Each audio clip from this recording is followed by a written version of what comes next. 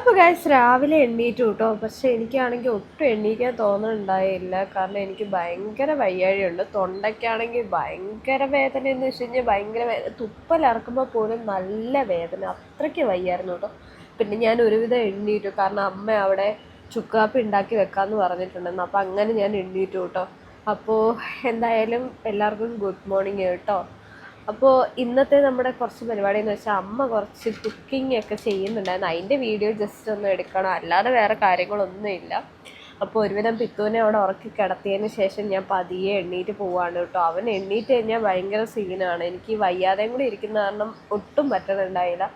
അങ്ങനെ ഞാൻ നമ്മുടെ അടുക്കളയിൽ എത്തിയിട്ടുണ്ട്. അപ്പോൾ ആദ്യം തന്നെ എൻ്റെ കണ്ണിൽ ലെൻസ് വെച്ചിട്ടുണ്ട്. അപ്പോൾ ഒരുപാട് പേര് ചോദിച്ചു എന്തിനാണ് ലെൻസ് വെക്കുന്നത്. വേറെ ഒന്നുമല്ല, എൻ്റെ കണ്ണിൽ പവർ കുറവാണ്. അപ്പോൾ ആദ്യം തന്നെ ഒന്ന് പല്ല് തേച്ചുകൊണ്ടിരിക്കുന്നതിൻ്റെ ഇടയിൽ ഞാൻ നോക്കുമ്പോൾ നമ്മളെ വാഷ് ബേസിനൊക്കെ ഫുൾ അഴുക്കായി കിടക്കുന്നു. പിന്നെ അതൊക്കെ ഒന്ന് ക്ലീൻ ചെയ്തു. അപ്പോൾ രാവിലേട്ടനും ബാത്റൂമിലായിരുന്നു.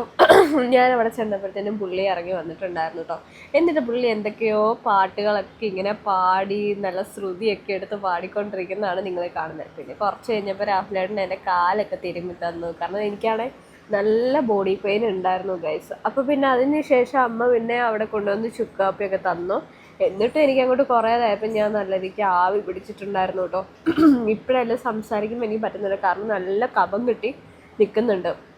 പിന്നെ കുറേ നമ്മൾ ഇങ്ങനെയൊക്കെയല്ലേ നമുക്ക് അതിനെ മാറ്റാൻ പറ്റുള്ളൂ. അതുകൊണ്ട് അങ്ങനെ അങ്ങ് മാറ്റി. പിന്നെ പിത്തു അവിടെ ദാണ്ട ഒരു പാത്രത്തിനകത്ത് കുച്ചിപ്പൊടിയൊക്കെ കളിക്കുന്നുണ്ട്. അപ്പോൾ അമ്മ അവിടെ കുറച്ച് പ്രിപ്പറേഷനിലാണ്.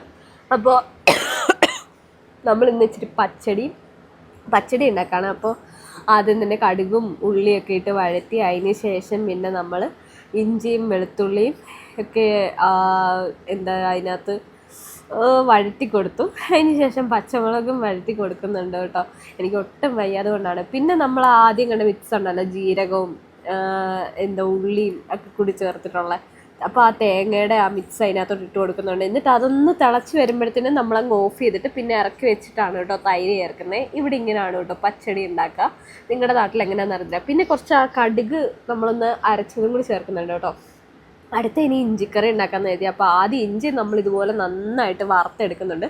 പലരുടെയും നാട്ടിൽ ഇഞ്ചിപ്പുളിയൊക്കെയാണ് ഉണ്ടാക്കുക. ഇവിടെ പക്ഷേ നമ്മൾ സദ്യക്ക് ഇഞ്ചിക്കറിയാണ് കേട്ടോ വിളമ്പുന്നത്. അപ്പോൾ അമ്മ കുറച്ച് ഇഞ്ചിക്കറി ഉണ്ടാക്കി. അപ്പോൾ ആദ്യം ആ വറുത്തെടുത്ത നമ്മുടെ ഇഞ്ചി നന്നായിട്ടൊന്ന് അരച്ചെടുക്കുന്നുണ്ട്. പക്ഷേ എന്നിട്ട് പിന്നെ നമ്മൾ ഉള്ളിയൊക്കെ ഇട്ട് വഴറ്റി പിന്നെ അതിൽ പച്ചമുളകും കറിവേപ്പിലയൊക്കെ ഇട്ട് എല്ലാം ഒന്ന് വഴറ്റി വന്നപ്പോഴത്തേനും കുറച്ച് മുളക് പൊടിയും പിന്നെ അതിനകത്ത് ഉലുവാപ്പൊടിയുമായിരുന്നു കേട്ടോ ഇട്ടെ. പിന്നെ ഇച്ചിരി മഞ്ഞൾപ്പൊടി ഇട്ടു. പിന്നെ നമ്മുടെ ഇഞ്ചി അതിനകത്തോട്ട് ആ വറുത്ത ഇഞ്ചി അതിനകത്ത് ഇട്ടിട്ട് നന്നായിട്ട് വഴറ്റി കൊടുത്തിട്ട് പുളിയുടെ വെള്ളം ഉണ്ടല്ലോ, ആ പുളിയുടെ വെള്ളവും കുറച്ച് കായപ്പൊടിയൊക്കെയാണ് കേട്ടോ ചേർത്ത് കൊടുത്തത്. അപ്പോൾ ഇത്രയേ ഉള്ളൂ ഇന്നത്തെ പരിപാടികൾ. അപ്പോൾ ഓക്കെ.